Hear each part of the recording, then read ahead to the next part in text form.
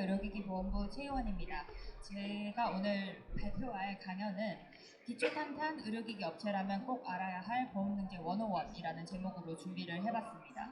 제가 이제 고객사분들을 상대하면서 느꼈던 건 이제 R&D, 임상, 허가까지 정말 지난한 과정을 거치신 후에 보험등재 관련한 전략을 좀 약간 미비하게 세우셔서 보험등재를 실패하시는 경우를 많이 봤습니다. 그래서 제가 가장 기초가 되는 규정부터 시작을 해서 저희가 업무를 진행하는 패스웨이를 설명해드림으로써 좀 보험등재 전략을 세우실 때 도움이 될 수 있도록 강연을 준비해봤습니다.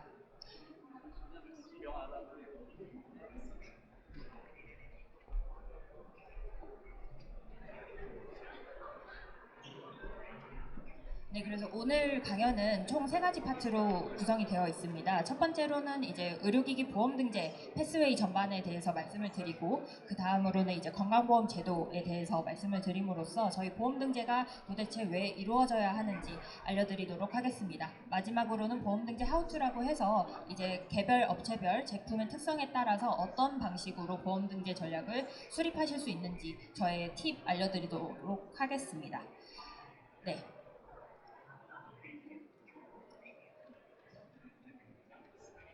이 패스웨이 같은 경우에는 사실 보험 등재를 보여주는 가장 간단한 슬라이드입니다.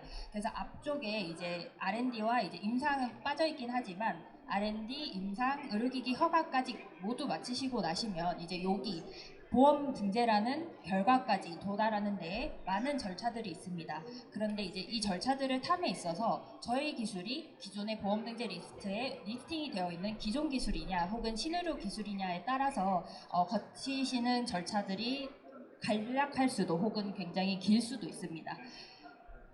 먼저 첫 번째로 요양급여 대상, 비급여 대상 여부 확인 신청이라는 심평원 절차에 대해서 말씀드리도록 하겠습니다. 이 절차 같은 경우에는 이제 어떠한 의료 행위가 기존의 건강보험 적용을 받는 의료 행위의 사용 목적 대상 방법과 비교해서 동일한지 혹은 동일하지 않은지 검증받는 절차라고 할 수 있습니다. 그래서 만약에 저희 기술이 기존에 없던 기술이다라고 했을 때는 심평원에서 이 기술은 한 번도 안전성 및 유효성이 검증된 바 없는 새로운 기술이다. 그러므로 신의료 기술 평가가 필요하다라는 신의료 기술 평가 대상이라는 결과를 득하실 수도 있고요. 혹은 만약에 기존의 다른 제품들도 너무 많고 그리고 너무 고식적인 기술이라서 이 기술 같은 경우에는 이미 건강보험 적용을 받고 있는 기술입니다. 라는 이제 기존 기술이라는 결과를 득하실 수도 있습니다. 다음으로 이제 신의료 기술 평가 제도의 경우에는 이제 앞단에 요양급여 대상, 비급여 대상 여부 확인 신청 단계에서 신의료 기술 평가 대상이다라고 확인을 받으셨을 경우에 이제 한국보건의료연구원이라는 기관에서 이 기술이 안전하고 유효한지 임상 문헌을 통해서 검증하는 절차입니다. 그래서 보시면 이제 기등재된 의료기술과 비교했을 때 사용 목적 대상 방법 중 한 가지 이상이 변경된 경우 신의료 기술 평가가 필요하다라고 하고요. 그리고 제가 예시를 하나 말씀드리자면 이제 기존에 어떠한 질병을 검사하는 데 있어서 시료를 혈액을 썼다면 저희가 만약에 새로 개발한 기술의 경우에는 타액이나 다른 검체를 썼다라고 했을 때 얘는 이제 방법이 변경된 경우다라고 해서 이 기술이 정말 기존의 고식적인 방법과 비교해서 안전성 및 유효성이 있는지 확인을 하셔야 됩니다. 그래서 제출 서류에 보시면 요양급여 대상, 비급여 대상 여부 결과 통보서 사본이라고 적혀 있는데요. 그 말은 즉슨 신의료 기술 평가의 경우 앞단에 심평원에서 요양급여 대상, 비급여 대상 여부 확인 신청을 통해서 이 기술이 기등재된 기술인지 혹은 신의료 기술 평가 대상인지 확인을 득하셔야 넘어갈 수 있는 절차로 이해해 주시면 되겠습니다. 해당 제도 같은 경우에는 이제 피코라는 평가지표를 세우게 됩니다. 피코라 함은 P는 patient, I는 intervention, C는 comparison, O는 outcome입니다. 그래서 적응증, 저희 기술명, 그리고 C 기존 보식적인 기술명, O outcome, 어떤 치료적인 유효성 지표 등이 되겠습니다. 그래서 이제 심평원 레카 선생님들이 이제 피코를 수립하신 다음에 국내외 문헌을 이 평가 지표에 따라서 서칭을 하시고 그렇게 서칭된 문헌을 기반으로 해당 기술의 안전성과 유효성을 검토하시게 됩니다. 이제 다음으로 만약에 저희 기술이 안전하고 유효함을 입증받았다라고 하면 다시 심평원에 가서 이 기술이 이제 병원 세팅에서 실시가 되었을 때 나라가 얼마나 돈을 보장해 줘야 되는지 혹은 뭐 환자가 얼마나 돈을 부담해야 되는지 프라이싱 과정을 거치게 됩니다. 그래서 이 행위가 얼마만큼의 돈을 받아야 하는가를 검토하는 과정이 행위의 요양급여 결정 신청 제도라고 생각해 주시면 됩니다. 다음으로 치료재료 결정 신청이라는 제도가 있는데요. 이제 치료재료는 제가 뒷단에 개념을 설명드리도록 하겠습니다. 치료재료 같은 경우에는 이제 의료행위에 사용되는 소모성 재료로서 보건복지부 장관이 그 값을 별도 보상할 필요가 있다라고 인정한 재료를 의미합니다.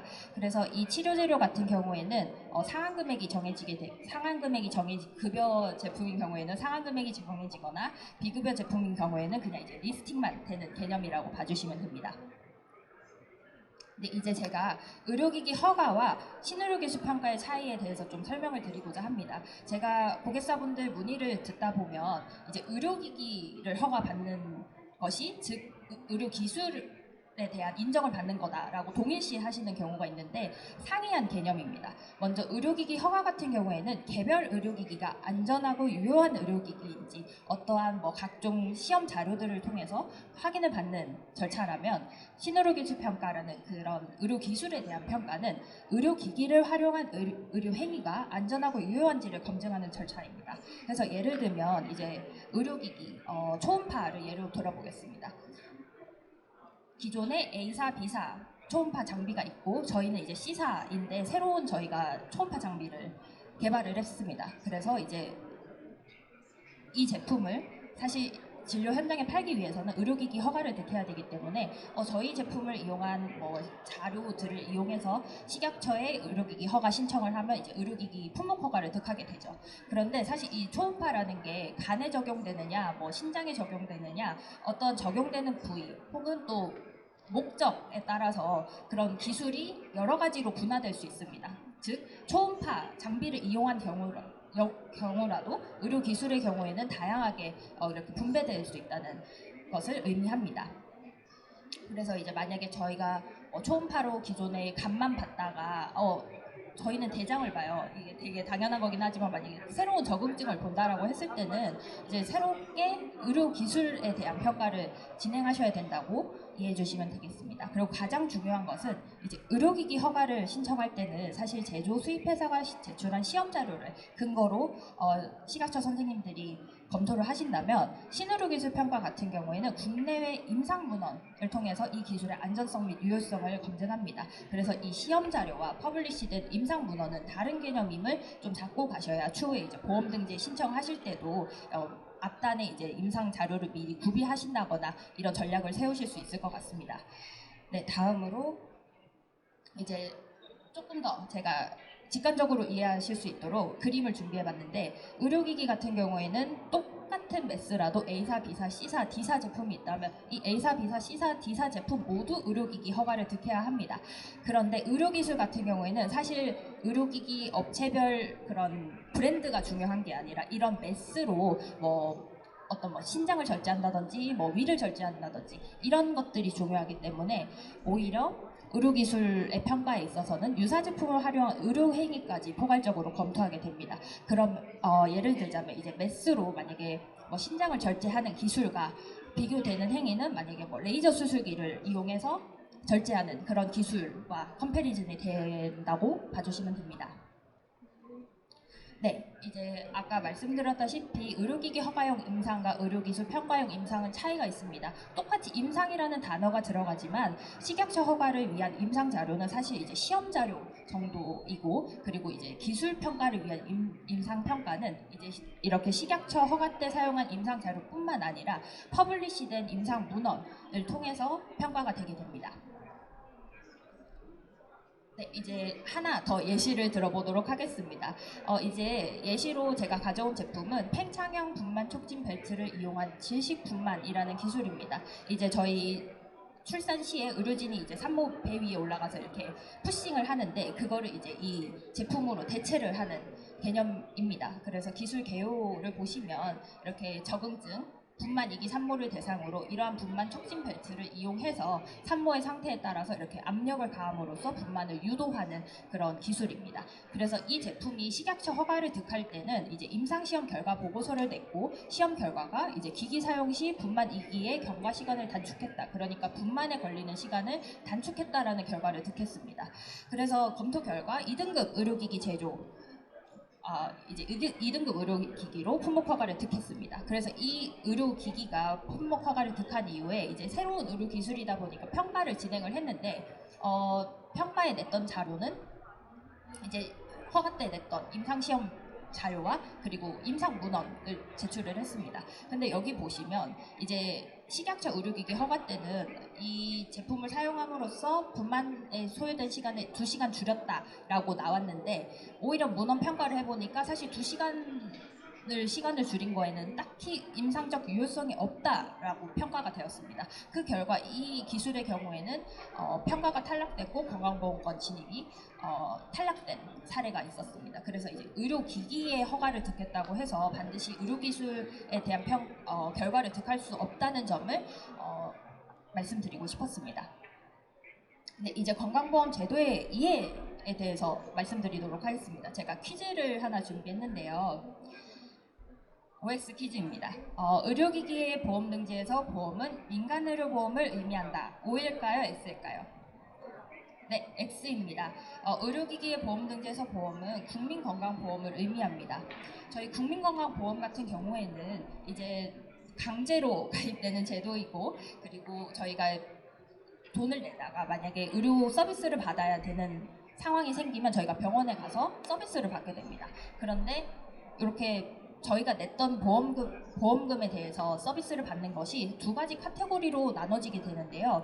현물급여 같은 경우에는 병원에서 제공되는 서비스를 의미하고 현금급여 같은 경우에는 쉽게 말해서 환자들이 이제 집에서 사용하는 의료기기에 대한 값을 페이백 해준다는 개념으로 봐주시면 되겠습니다. 그래서 현물급여는 다시 앞 슬라이드로 보면 현물급여 같은 경우에는 저희가 병원에 갔을 때 받는 모든 진단, 치료, 수술 모든 서비스가 해당이 되고 현금급여는 저희가 이제 장애인 보장부나 당뇨병 소모성 재료 같이 이제 환자들이 구매를 했을 때 다시 공단에서 이제 환자분들에게 일정 부분 캐시백을 해주는 그런 개념이라고 봐주시면 됩니다. 그런데 이제 저희가 보험 등재라고 하면 대부분 이제 현물급여 쪽에 치중이 되어 있습니다. 네, 이제 특성을 보면 전 국민이 강제 가입되는 단일 의료보험이 국민건강보험 제도다라고 해서 이제 국민건강보험 제도권 하에서 보장이 되지 않는 의료행위나 치료 재료는 실손보험에서도 이제 보장을 해주지 않습니다. 그래서 이 개념도 사실 많이들 여쭤보시는데 만약에 이제 실손보험에서도 우리 제품에 대한 그런 본인 부담금 페이백이 되고 싶다라고 하면 이제 건강보험권 제도 하에 의료행위든 치료 재료든 등재가 되어야 된다는 것을 말씀드리고자 합니다. 네, 그리고 급여뿐만 아니라 비급여 의료행위 등재도 모두 정부에서 관리한다는 이 개념도 기억해 주시면 감사하겠습니다. 네, 다음으로 보장 범위. 아까 말씀드렸다시피 이렇게 의료비 혹은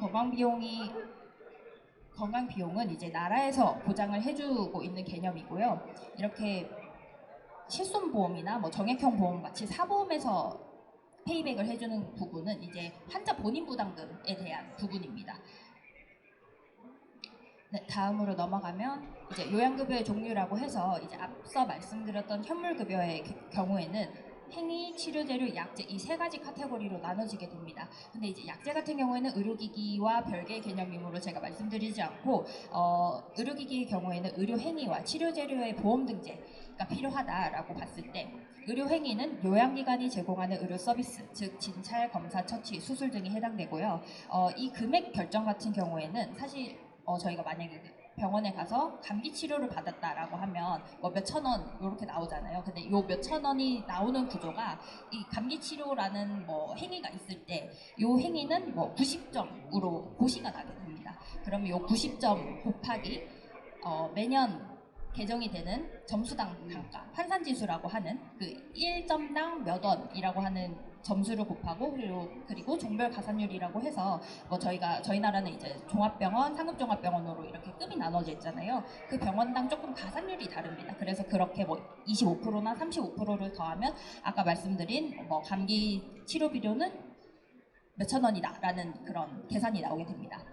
그리고 이제 치료 재료는 사실 원칙상 의료 행위의 값에 모든 것이 녹아지게 됩니다. 그러니까 어떠한 뭐 감기 치료를 했을 때 소요되는 뭐 정말 이렇게 혀를 누르는 제품이라든지 뭐 약제라든지 그런 것들이 다 의료 행위의 값에 포함되긴 하나 뭐 예를 들면 이제 인공 고관절 같은 임플란트 치료 재료의 경우에는 이런 의료 행위 그러니까 인공 고관절 치환술과 별개로 요 임플란트의 값에 대한 별도 보상이 필요하겠다라고 인정이 되었기 때문에 이러한 제품의 경우에는 치료 재료로서도 리스팅을 해야 된다고 봐주시면 됩니다. 네, 다음으로 넘어가면 이제 상대가치 점수는 이제 의료 행위의 값을 구성하는 개념이라고 봐주시면 됩니다. 그래서 상대가치 점수라고 하면 뭐 의사가 이 행위를 함에 있어서 소요되는 시간, 뭐 정말 몇 분 걸리는지, 그리고 진료 비용, 뭐 의사뿐만 아니라 뭐 방사선사나 간호사분들의 시간, 의료 소모품 그리고 의료 장비 만약에 뭐 MRI 장비라고 하면 이 MRI 장비의 감가상각기간이나 장비 가동률, 감가상각비 등이 다 행위료에 녹아지게 됩니다. 그래서 이 의료 장비의 경우에는 이제 행위에 포함된다는 개념을 이 상대가치 점수의 구성 요소를 통해서 좀 파악이 가능할 것 같습니다. 네, 이제 실질적인 핵심 파트로 넘어가 보도록 하겠습니다. 보험등재 하우투입니다. 다음 슬라이드 보시면 제가 이제 문의를 받았을 때 업무를 진행하는 순서를 3가지 순서로 나눠봤습니다. 먼저 제품의 특성을 파악해야 됩니다. 만약에 저희 장비가 이렇게 MRI나 뭐 영상 장비 같은 의료 장비이거나 혹은 IBD 의료기기일 경우에는 우리 장비는 행위 보험 카테고리에 속하는구나 라고 이해해 주시면 되고, 치료재료 같은 경우에는 아까 말씀드렸던 임플란트 치료재료나 뭐 혹은 스텐트 같은 것들이 되겠고, 그런 것들 같은 경우에는 우리는 치료재료 결정 신청을 통해서 우리 제품을 리스팅해야겠다 라고 봐주시면 되겠습니다. 마지막으로 이제 행위와 치료재료가 혼재된 상황이 있습니다. 만약에 로봇 보조 인공관절 치환술 같은 경우에는 로봇 장비가 있고 그리고 이 로봇 장비를 구동하기 위한 소모성 재료가 있습니다. 그런 경우에는 우리 제품 같은 경우에는 행위도 가야 되고 치료 재료도 가야 된다라고 보시면 됩니다. 다음으로 이제 우리 제품의 특성을 파악했다면 기존에 저희 제품과 유사한 제품 혹은 기술이 있는지를 파악하셔야겠죠. 그러면 이제 파악을 했다. 그리고 만약에 좀 유사한 게 있다라고 했을 때는 이제 사용 대상 목적 방법을 비교를 해보셔야 됩니다. 제가 아까 말씀드렸듯이 만약에 저희 제품이 기존 제품과 뭔가 사용 대상 목적 방법과 하나라도 다르다라고 하면 신의료로 가시는 거고, 만약에 유사해라고 하면 이제 기존 패스웨이를 타서 좀 간략한 절차만 타시면 된다고 생각하시면 됩니다. 이제 마지막으로는 만약에 우리 제품이 신의료 기술 평가를 가야겠다라고 했을 때는 굉장히 다양한 패스웨이가 있습니다. 예를 들면 이제 저희 기술 같은 경우에는 너무나 새로워서 신의료 기술 평가를 받는 것이 불가피하다라고 했을 때는 허가평가 통합 운영이라고 해서 이제 허가와 요양급여 대상, 비급여 대상 여부하기 신청 절차 그리고 신의료 기술 평가를 이렇게 병렬적으로 진행함으로써 기존에 순차적으로 진행하던 것보다 시간을 단축시킬 수 있는 제도를 활용하실 수도 있고, 그리고 만약에 저희 기술이 이제 안전성은 확보가 되었는데 유효성이 좀 없다, 다만 좀 잠재성이 있는 기술이다라고 하면 이제 혁신의료 기술 평가 제도를 활용해 보실 수 있겠습니다. 네, 다음으로 넘어가면 이제 제가 이렇게 신의료 기술 평가의 다양한 경로에 대해서 정리를 해보았습니다. 그래서 이제 신의료 기술 평가랑 허가평가 통합 운영 같은 경우에는 이제 기술의 안전성과 유효성을 보는 제도입니다. 그런데 이제 혁신의료 기술부터 체외진단 선진입 후평가까지 이 카테고리의 경우에는 이제 선진입 제도라고 해서 기존의 안전성과 유효성을 보는 게 아니라 뭐 혁신의료 기술 같은 경우에는 안전성과 잠재성을 보는 그런 제도이고, 그리고 평가유예 같은 경우에는 안전성과 필요성을 본다라고 해서 이제 사실 저희가 가지고 있는 임상문헌의 뭐 퀄리티나 양 그리고 허가 전략에 따라서 좀 앞단에서 어떠한 제도를 타실지 고려해 보시는 게 필요하실 것 같습니다. 그래서 제가 말씀드리고 싶었던 것 중에 하나는 저희가 이제 혁신의료기기 통합심사 제도가 신설이 되면서 이제 많은 결과들이 나오고 있는데, 제가 생각하기에는 이렇게 뭔가 새로운 보험 제도가 신설이 됐다라고 하셨을 때는 좀 가능하시다면 그 제도를 활용해 보시는 게 좋을 것 같습니다. 왜냐하면 이렇게 어떠한 제도가 신설되었을 때 나라 입장에서도 결과가 나와야 하고 조금 더 아무래도 좀 신경을 써서 검토해 주시지 않나 하는 저희의 좀 경험이 있어서 만약에 추후에 또 혁신 의료기기 통합심사 같은 경우에도 지금은 이제 AI 기술이나 뭐 웨어러블 기술에만 적용돼 있지만 조금 더 그런 혁신 의료기기군이 좀 넓혀지는 경우라면 좀 이렇게 빨리 진입해 보시는 것을 추천드리고 싶었습니다. 네, 이제 이 부분부터는 저희 사이닉스 보험부가 많이 받았던 문의사항에 대한 답변 슬라이드입니다. 그래서 만약에 저희가 임상 문헌도 되게 없고 국내에서만 임상을 실시했다 이런 경우에는 저희가 어떻게 답변을 드리고 있냐면 사실 문헌의 N수는 그렇게 중요하지 않습니다. 저희가 늘 말씀드리는 게 똘똘한 문헌 한 편이면 된다라고 말씀을 드리는데요. 이제 만약에 예를 들자면 만약에 저희가 문헌의 N수는 많지만 그 각각 문헌이 파워풀하지 않다면 사실 신의료기술 평가에 있어서 그렇게 유리하지 않습니다. 그런데 만약에 저희가 한 건이 있지만 막 RCT 디자인이고 막 N수도 너무 많고 결과도 잘 나왔다라고 하면 오히려 그 전자 기술보다는 후자의 기술이 건강보험 등재할 때 조금 더 유리하다라고 말씀을 드릴 수 있습니다. 그래서 제가 앞서 말씀드렸다시피 문헌이 사실 의료기술 평가의 다이기 때문에 저희가 가지고 있는 문헌의 그런 상태에 따라서 아까 말씀드렸던 여러 가지 신의료기술 평가 제도 중에 가장 적합한 제도를 활용하시면 좋겠습니다. 네, 다음으로 넘어가자면 네, 이제 국내외 임상이 많고 국외에서 널리 쓰이는 기술이다. 즉 이제 한국에서는 사실 도입이 좀 안 됐고 임상도 없지만 국외에서는 막 가이드라인이나 교과서에도 등재된 기술이다라고 했을 때 사실 저는 오히려 이러한 케이스가 더 파워풀한 것 같습니다. 만약에 이제 심장 관련 치료 재료인데 국내에서는 전혀 도입된 바 없지만 미국 교과서에 이 치료 재료는 굉장히 유효성이 있다라고 했을 때는 사실 너무나 좀 파워풀한 기술이다라고 말씀드릴 수 있을 것 같습니다. 그래서 이렇게 만약에 교과서 특히 미국 교과서에 실렸다라고 하면 굉장히 축하드립니다. 쉬우실 것 같습니다. 라고 말씀드리는 경우가 있습니다.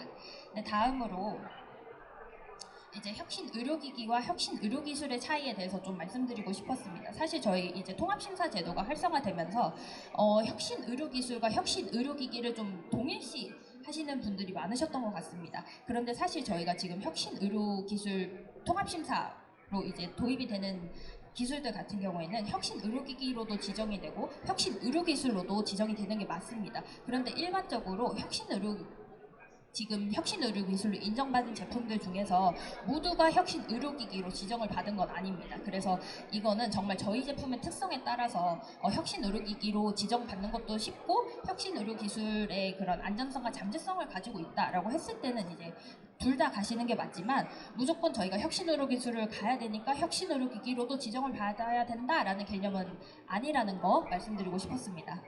네, 다음으로 이제 새로운 임상문헌이 추가로 발간됐어요. 이러한 경우에는 사실 앞단에 신의료기술 평가를 넣었는데 실패했을 경우가 좀 해당이 될 것 같습니다. 그래서 만약에 저희가 1차로 신의료기술 평가 신청을 했을 때는 연구단계 기술로 나왔는데 다시 저희가 절치부심해가지고 새로운 임상을 막 했어요. 그리고 그 결과도 좋아요. 그러면 다시 리트라이를 해가지고 패자부활전을 시도해 보실 수 있습니다. 다음으로 이제 제한적 의료기술로서 인정이 되어가지고 사용기간 동안 이제 임상에서 도입이 됐는데 그 기간이 끝나가고 있습니다라고 하면 이제 그러한 제한적 의료기술로 인정받은 경우에는 국내 연구 결과 데이터가 문헌이 아니더라도 그런 연구 데이터가 신의료기술 평가를 재신청할 때 활용이 가능합니다. 그리고 만약에 저희가 퍼블리시된 임상 문헌이 있다 혹은 과거 평가 이력이 있어도 제가 다시 정정하겠습니다. 퍼블리시된 임상 문헌이 있을 경우 당연히 신의료기술 평가에 활용이 가능하고요. 그리고 만약에 과거 평가 이력이 있다. 이 과거 평가 이력이 있다는 의미는 이제 피코가 설정된 바 있다라고 했을 때 저희가 새롭게 임상 시험을 디자인할 때 그렇게 네카에서 설정하신 피코를 기반으로 임상 디자인을 설계하시면 아무래도 제시도 하셨을 때 그러한 임상 문헌의 디자인이 네카 선생님들께 받아들여질 가능성이 높아짐을 의미합니다. 네, 여기까지 제가 보험 등재 업무 진행하면서 많이 받았던 질문과 그리고 제가 알아주셨으면 좋겠다라고 생각했던 개념들 말씀드렸고요. 만약에 보험 등재 관련해서 문의사항 있으시면 여기로 연락 주시거나 저한테 이제 명함 받아가시거나 혹은 오늘 현장 상담하시면 제가 아는 선에서 최대한 많이 답변 드릴 수 있도록 하겠습니다. 지금까지 최희원이었습니다. 감사합니다.